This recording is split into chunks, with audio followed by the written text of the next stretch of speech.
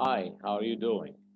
I and my buddy Joe English would like to discuss a very, uh, you know, uh, easy piece of grammar today and share it with you. It's just concerning the relative pronoun who and whom. The relative pronoun who and whom. So, without further ado, let's just share the PowerPoint.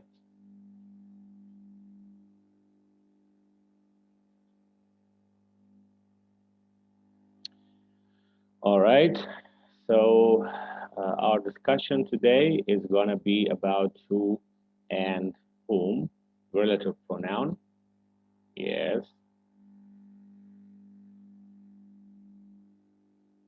So, who or whoever are subject pronouns. They take the place of the subject. They can be used when the pronoun is the subject of the sentence, the subject of a clause, or a predicate nominative in a sentence or a clause.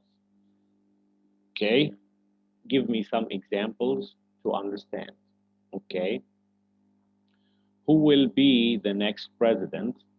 So, who here is the subject of the verb will be. For example, Michael, for example, Peter, whoever, So, Michael or Peter will be the next president.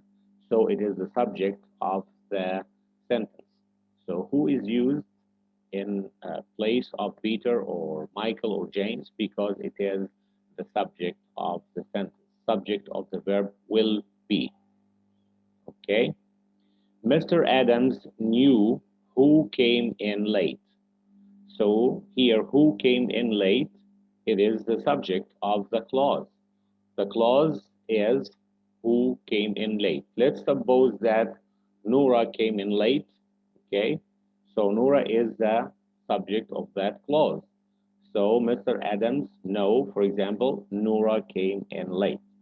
So because Nora is the subject in that clause, she came in late, then he knows who.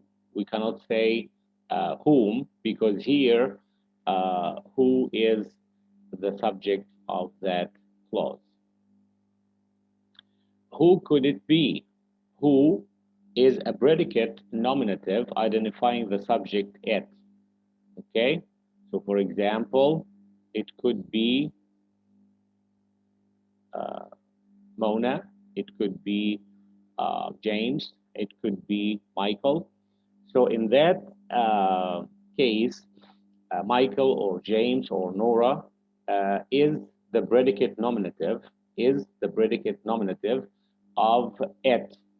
So it could be so and so. All right. After verb to be, we have the predicate nominative. For example, it is uh, James. Okay. So James here is called the predicate nominative. All right. So predicate nominative identifying the subject it. It is Ahmed, or it can be uh, Nora, for example. So Nora or Michael or Ahmed or James here in this case is the predicate nominative. Who called so late last night? Who is the subject doing the calling? For example, if I answer and I say, um, uh, Chris called so late last night. So Chris here is the subject in that sentence. So if I use a pronoun in place of Chris, it has to be who, not who, because he is the subject of that sentence. Okay? Another example. It was Thomas Jefferson who was the third president of the United States. So again, it was Thomas Jefferson. It is the predicate nominative for it. Okay. The person who took the cupcake ran out the back door. Who is the subject of the adjective clause who took the cupcake? All right. So the person who took the cake. Who is the subject of the adjective clause. It's a relative clause and at the same time functioning as an adjective clause. So here it is the subject of that adjective clause. So we should use who uh, in that sentence. So basically, if you use who, it has to be in place of a subject of a sentence, subject of a clause, or a predicate nominative in a sentence or clause, such, such as it was Michael, or it can be Michael. In this case, Michael is the predicate nominative. Moving on now to explain about whom or whomever, when I can use them and so on. Okay, whom or whomever are object pronouns, so they are not like who, subject pronoun. No, they are object pronouns. They can be used when the pronoun is either a direct object or an indirect object or an object of a preposition. Okay, so the most important thing is that it is the object, be it an direct object, be it an indirect object, an object of a preposition, doesn't matter, but it takes the place of an object. Use whom if it takes the place of an object. Give me some examples to understand. All right. Whom did Mulan fool? This is a direct object. Mulan fooled her father. Mulan fooled Chris. So Chris here is an object. So uh, it is in place of that object we use whom. Okay. Mavis wants to know whom you saw at the mall. For example, let's say I saw Chris at the mall. So here Chris is a direct object. Mavis wants to know whom you saw at the mall. You can say, I saw Chris at the mall. So in place of the object Chris, use whom because it is the direct object here. She told whom the secret of her identity. This is an indirect object. So for example, she told Nora the secret of her identity. Nora would be the indirect object and the secret would be the direct object. What we care about is that it is an object here. So since it's an object, we should use whom.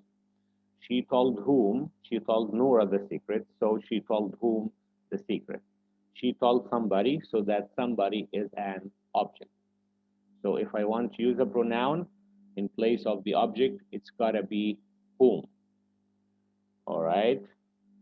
To whom are you writing? Here it's an object of a preposition. To whom? For example, I am writing to Ahmed. So to Ahmed, Ahmed here is the object of the preposition to.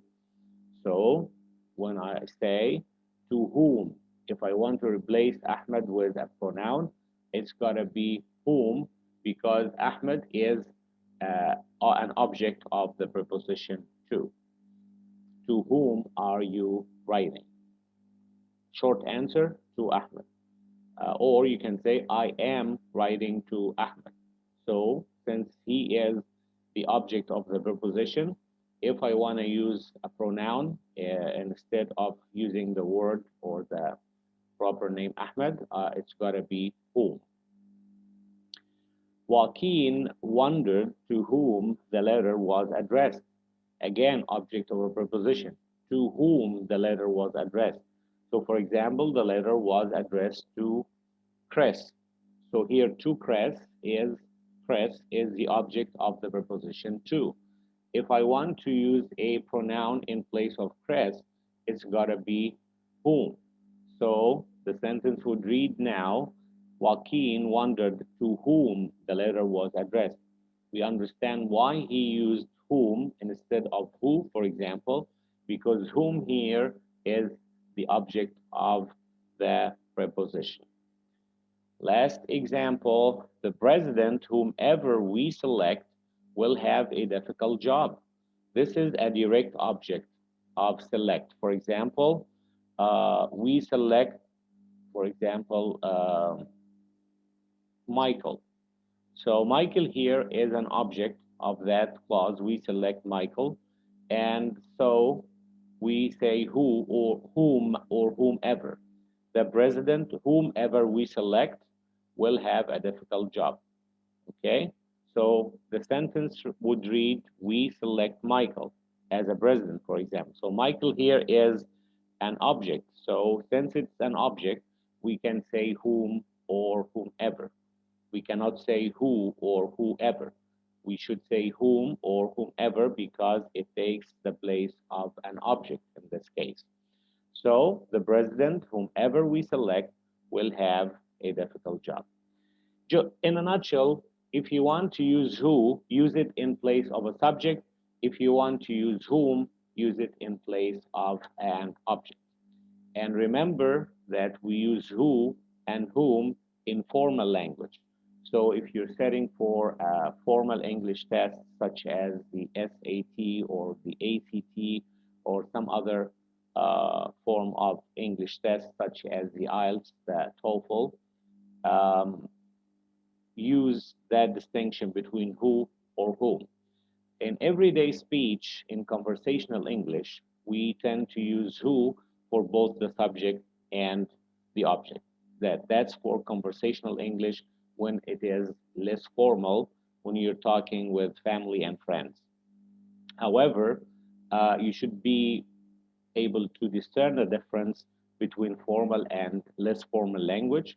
And since these videos are dedicated to learners of English who learn English formally and they take formal exams, such as the ones I mentioned before, it is important for them to know the difference between who and whom and to know such basic pieces of grammar because we use these pieces of grammar for real purposes, such as setting for exams, when we do formal writing, when we speak in very formal situations, we should be able to use the language correctly. And to use the language correctly, you need to know the grammar and understand the difference between this piece of grammar and other pieces of grammar and when should I use this and when should I use that.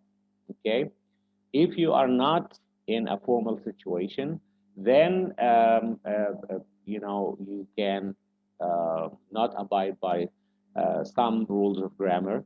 You know, the restrictions are less in that case, but you should be able to discern the difference, know the difference between when you are required to use the language in very formal and in a very accurate way, and when you're just using the language to shoot the breeze and talk with family and friends. In that case, nobody would care much about certain rules of grammar and so on.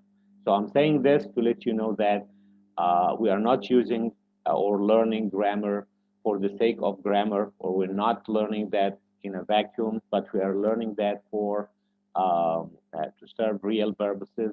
We learn that to be able to evaluate the situation if we are required to be formal or not. So we abide by rules of grammar.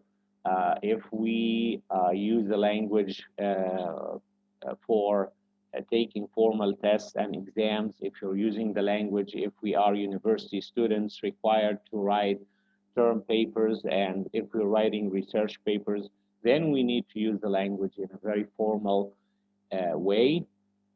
And so grammar would be very important. If accuracy is the aim, then yes, we should know about the differences between things like who and whom.